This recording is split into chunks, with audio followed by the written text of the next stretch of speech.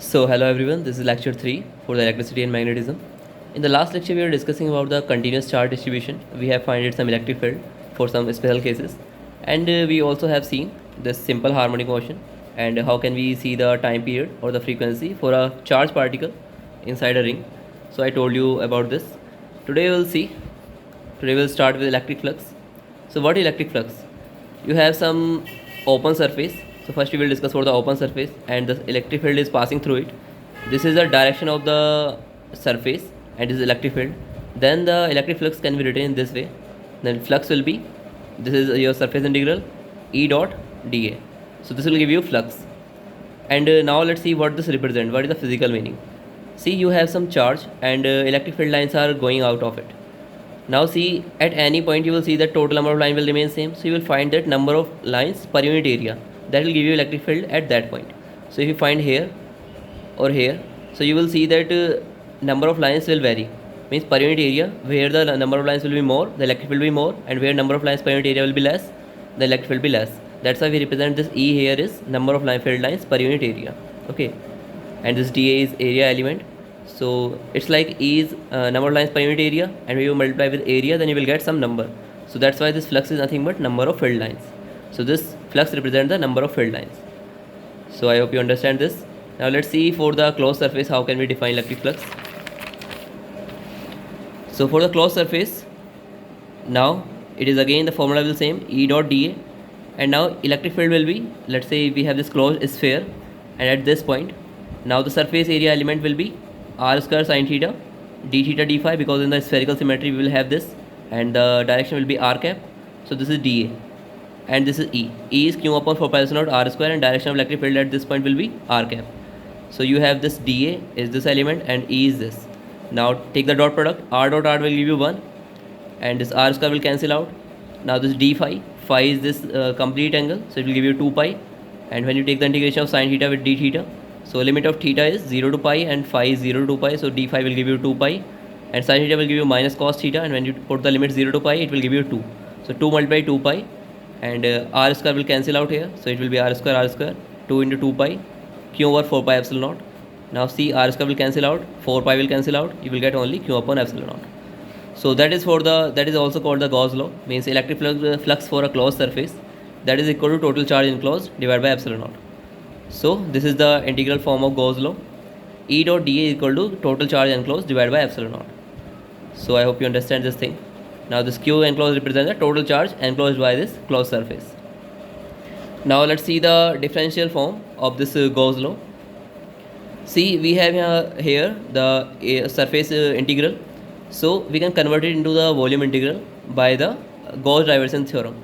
So we already studied all the theorems in the vector analysis. So we can convert this to the volume element also. So how can we do that? A dot dA can be converted into the volume integral as divergence of A. So A, in place of A we have E, so it will be divergence of E d tau. So you can see that first it is valid for all surface, whether symmetrical or unsymmetrical, means this Gauss law, the integral form of Gauss law, is valid for all kind of surface. It can be symmetrical sphere or it can be unsymmetrical also. Any closed surface can enclose the charge will give you the same result. But it is useful, means where we use it is very useful in the symmetrical cases only. So it is valid for all surface, whether symmetrical or unsymmetrical, but useful for the symmetrical surfaces only. Now let's convert it into the volume integral. So it will be E dot dA will be divergence of E d tau volume element equal to, this will equal to, now total charge can be written in terms of this is charge per unit volume, is charge density, and multiply the volume element will give you total charge, so Q enclosed divided by epsilon naught. It can be written in this form, and this is called the differential form. Means now after comparing you will see that this divergence of E del dot E is equal to rho by epsilon naught. So this is called the differential form of Gauss law, you must remember this. Now let's see some things, means how can we calculate some things. So questions based on the electric flux. So we have the symmetry and charge is at the center, and you need to find the, this is a cube of side A, so you need to find the total electric flux passing through this one side. So see, this is symmetrical, so total flux will be q by epsilon naught, and there are 6 sides, so from the one side will be 1 upon 6 of total flux. So this will be your value. If charge is somewhere else, not at the center, then this won't be valid result because it is depending on the symmetry. So let's say we have this charge at this one corner. and we need to find the electric flux from here. Now how can we find? So we need to first make a symmetrical structure. Put this kind of cubes around it, means one second cube here, 3 here, 4 here. So you will make this sphere, means this kind of cuboid, and there are 4 cubes also in the downside of this. So you will get 8 cubes, 1 2 3 4 5 6 7 8, means total 8 cubes you have. Now you have a symmetrical surface where this cube is at the center. So now you can calculate, means this will make a one side of 4, this how.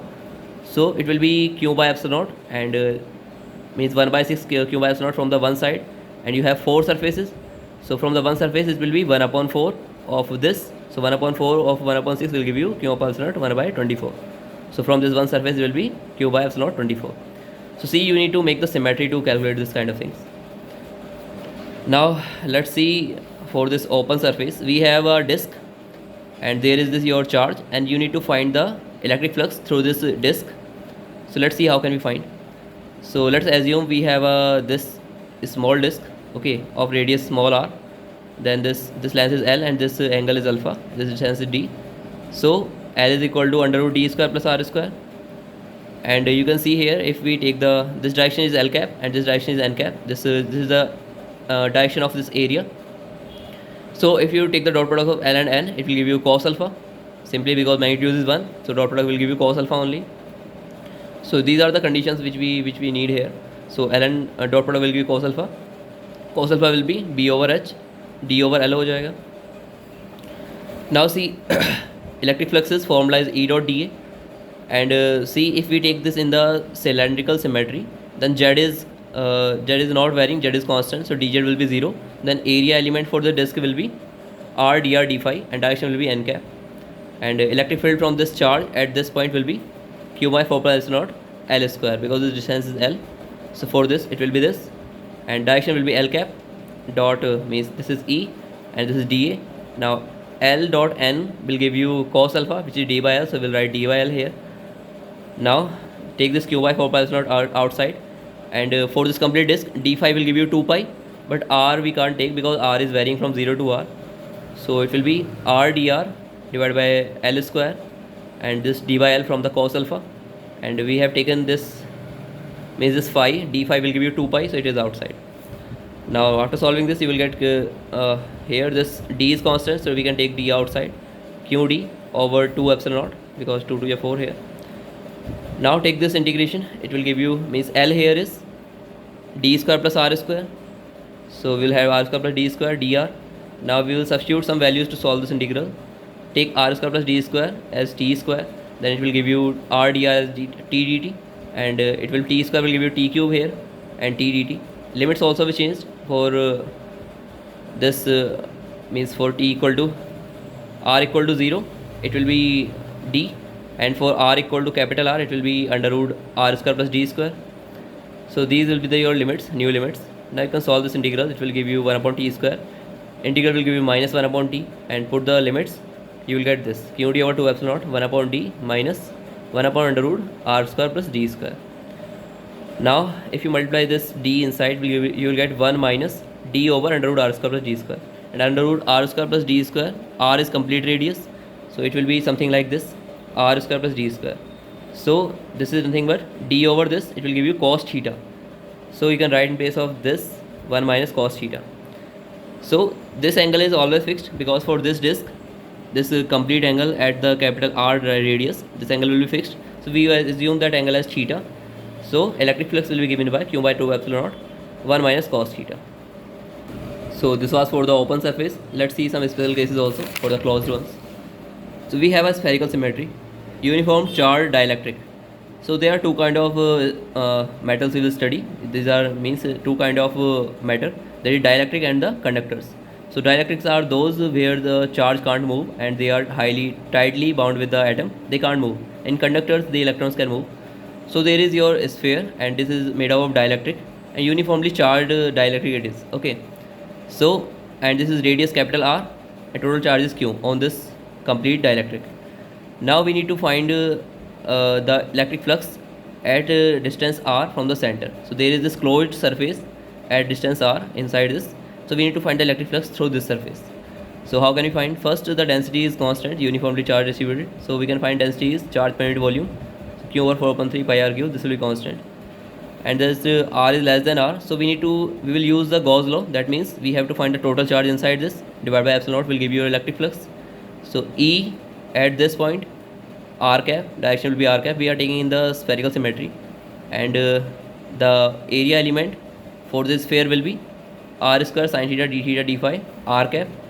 Now take the dot product, r dot r will give you 1, then it will be E. Now this d phi will give you 2 pi, and this sin theta d theta will give you 2, because you know theta is 0 to pi and phi is 0 to 2 pi. So it will give you 4 pi r square. So E into 4 pi r square. So this will be equal to this. Now this should be equal to Q by epsilon naught from the Gauss law. So now Q is nothing but charge density multiplied the volume element. This will give total charge divided by epsilon naught. And this density and this volume element for the spherical symmetry, we know volume element is r square sin theta dr d theta d phi. Now again we know r is going from 0 to r, because total charge we need is inside this sphere only. So r will go from 0 to small r, and theta is 0 to pi and phi is 0 to 2 pi. So d phi will give you 2 pi and d sin theta d theta will give you 2. So it will again 4 pi r square dr. So remember this result we will use directly then. Okay. So now we can just place the value of density here, and before that, means the density is nothing but this Q over 4.3 pi r cube. So these terms will be constants, but here this r square is variable, so take the integration. R cube by 3 will give you r cube by 3 after putting the limits. So it will be 4 pi and density over epsilon naught. Now see, this 4 pi will cancel out and r square will give you r only. So after solving this, you will get E equal to rho r divided by 3 epsilon naught, and direction will be r cap. For the electric field, we know direction will be r cap. So you can also represent it in terms of single vector, because this r magnitude and direction will represent you complete vector, that is r vector. So rho r vector divided by 3 epsilon. So this is your electric field inside a dielectric sphere at distance r. Now let's see what is the electric field outside this sphere. So let's see. So this left hand side will remain same, because at we assume outside the sphere radius is r. So electric field multiply the area 4 pi r square equal to again density multiply the charge carried by this. So we'll take only this thing, means radius will be, means limit will be 0 to capital R only, because charge is inside this. So this is your volume density multiply the volume is 4 pi r square dr. So I am taking the same direct volume as we did here. Now again integrate this, it will give you r cube by 3, but this time we have this capital R in the limit, so it will be r cube by 3. Here you have small r, so this 4 pi will cancel out and E will be Q by 4 pi epsilon naught r square r cap. So this is the same case as the whole charge is here at this point, and Q charge you are finding at this point will be Q by 4 pi epsilon naught r square, and distance and the vector is r cap. So that was the outside case. Now here we assume that charge is uniformly distributed. Here also we assume that charge is uniformly distributed, but now let's assume the charge is not uniformly distributed, and depending on the r distance. So rho equal to kr, where this k is constant, so density is varying with the r. So again we have the left hand side same, this is E dot dA will give you E into 4 pi r square for the sphere equal to 1 upon epsilon naught, and this density multiply the volume density. This time we in place of density will write this kr. So we'll integrate this, it will give you r4 by 4, and then this terms will cancel out and you will get E equal to kr square divided by 4 epsilon naught r cap. So this time you will get electric field as this inside. Okay, this is the inside case, but if it is outside, then you have to take the limit 0 to capital R, because whole charge will be included. So E 4 pi square equal to kr 4 pi square, this will remain same. Now it will be r 4 by 4, and in place of a limit you will put capital R. It will give you kr4 divided by 4 epsilon naught r square r cap. So this will be your electric field outside the sphere for the non-symmetrical distribution of charge. Okay, so I hope it is clear to you.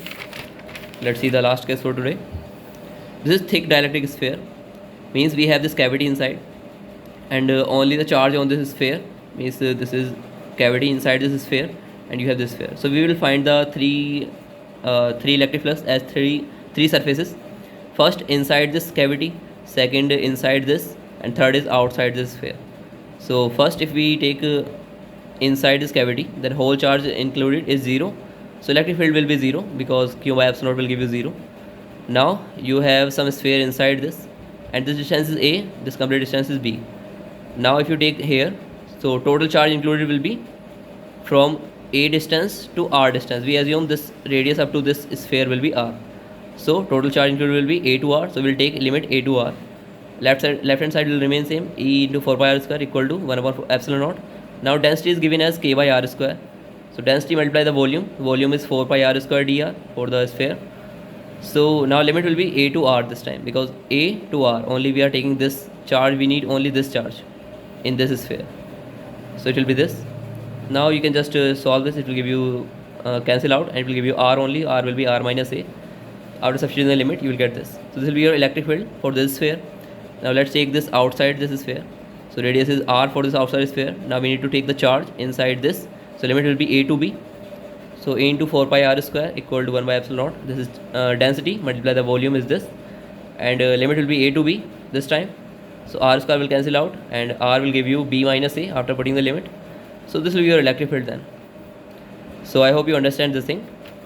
How can we calculate this? So you must understand the concept only, that for the electric flux in the left hand side we need E dot dA, and that dA is where we are finding the flux.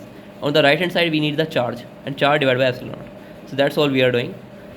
So that's it for today. Thank you everyone.